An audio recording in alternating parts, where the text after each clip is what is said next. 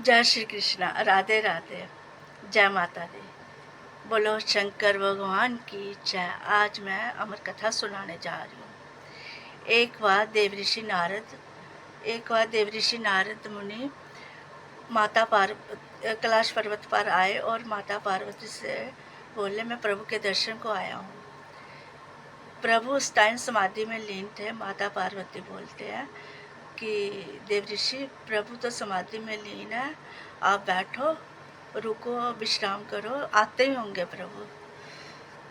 तब नारद मुनि बोलते हैं, हे माते, मुझे देर हो रही है, मैं चलता हूँ, फिर कभी मिलूँगा।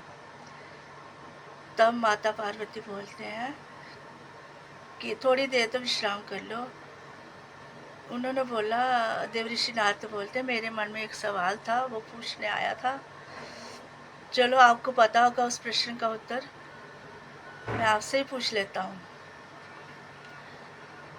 माता पार्वती को बोलता है, देवऋषि नारद बोलते हैं, हे माते, प्रभु ने अपने गले में मुंडों की माला क्यों डालते हैं? प्रभु अपने गले में मुंडों की माला क्यों डालते हैं?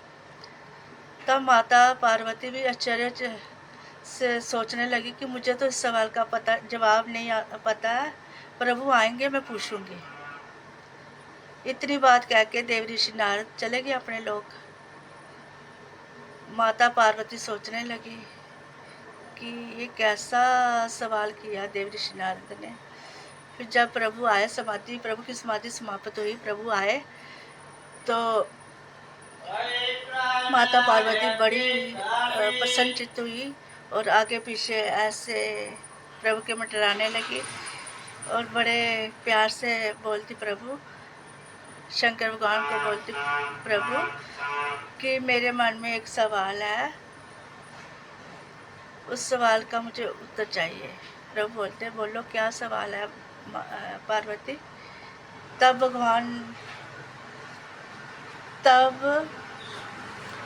माता पार्वती बोलते हैं कि प्रभु, आपने अपने गले में मुंडों की माला क्यों डालते हो? तब प्रभु बड़े आश्चर्य से सोचने लगे, इसके मन में अचानक से ये सवाल कैसे पैदा हुआ। प्रभु बोलते हैं, उसको एक बार भी टाल देते हैं, 2 बार टाल देते हैं, 3 बार टाल देते हैं, फिर आखिर औरतें कहते हैं, जिद करती है। पार्वती माता ने फिर जिद की कि मुझे इस सवाल का जवाब चाहिए। फिर शंकर भगवान बोलते हैं, पार्वती, सुनना ही चाहती हो तो चलो सुनो फिर।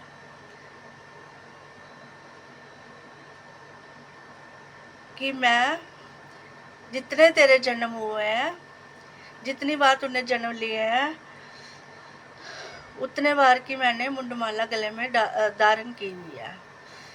तो माता पार्वती बोलते हैं कि प्रभु, मेरे बार बार मैं जन्म ऋतु को प्राप्त होती हूँ, आप तो अमर हो, आपकी अमरता का क्या रहस्य है?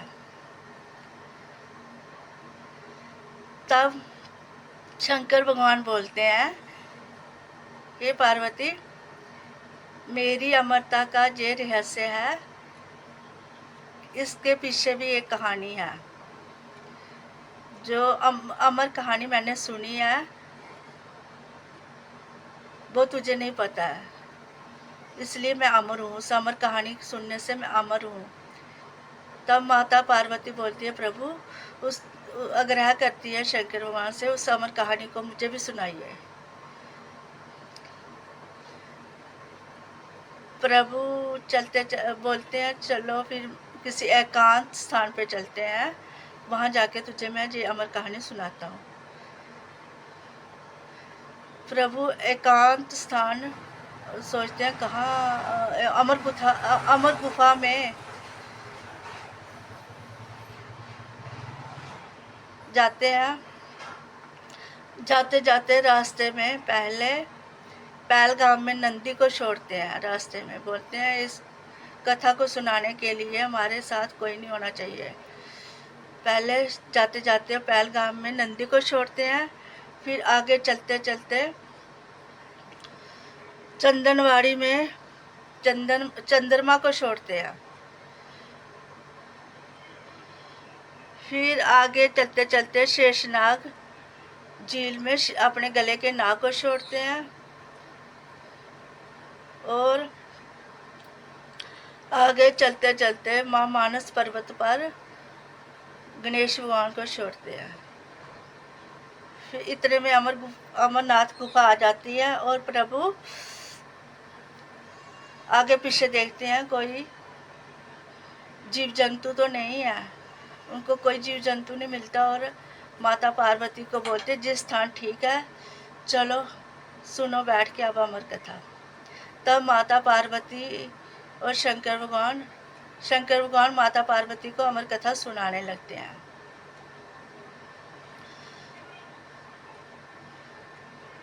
बोलते हैं एक बार माता पार्वती अमर कथा सुनते सुनते आधी कथा ही सुनी थी तो माता पार्वती को नींद आ गई। जब कथा समाप्त हुई तो शंकर भगवान देखते हैं कि माता पार्वती सोई हुई है। तो शंकर भगवान बोलते हैं कि सोचते हैं कि ओंकारा कौन भर रहा था, कथा तो कोई सुन रहा था। उन्होंने दूसरी साइड देखा कि उधर एक तोता बैठा था। सारी आधी कथा, बाकी सारी की कथा तोते ने सुन ली। जब शंकर भगवान को बड़ा क्रोध आया, उन्होंने अपना त्रिशूल लेकर तोते को मारना चाहा। तोता भागता, उन्होंने अपना त्रिशूल छोड़ दिया। तोता भागता भागता व्यास ऋषि के आश्रम में जा पहुंचा। वहाँ व्यास ऋषि की पत्नी वो उसके मुख में लघु रूप बना के चला गया। व्यास ऋषि की पत्नी के गर्भ में वो तोता 12 वर्ष तक रहा। 12 वर्षों के बाद स्वयं शंकर भगवान उधर आए। देव ऋषि व्यास ऋषि ने उसकी अपनी पत्नी की गर्भ की पीड़ा देखी नहीं गई। तब वो शंकर भगवान के पास गए, बोला कि मेरी पत्नी के गर्भ में बहुत पीड़ा हो रही है, प्रभु इसका कोई इलाज करिए। तब शंकर भगवान व्यास ऋषि के आश्रम में आते हैं और तब शंकर भगवान व्यास ऋषि के आश्रम में आते हैं और उस तोते को जन्म लेने के लिए, गर्भ से बाहर निकलने के लिए बोलते हैं। वह तोता गर्भ में ही, उस तोते को गर्भ में ही इतना ज्ञान हो चुका था कि चारों वेदों का, उपनिषदों का ज्ञान हो चुका था। फिर उस तोते ने जन्म लिया इंसान के रूप में।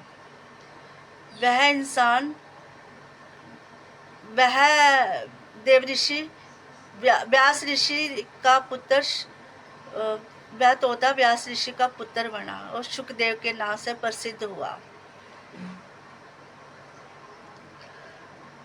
और इस अमर कथा को जो सुनने वाला प्राणी, शंकर भगवान बोलते हैं इस अमर कथा को सुनने वाला प्राणी अब अमर नहीं होंगे। और ये वरदान देता हूँ, इस कथा को सुनने वाला, जो सुनाने वाला मोक्ष को प्राप्त होंगे और उनकी सभी मनोकामना पूर्ण होगी। बोलो श्री शंकर भगवान की जय। जय माता।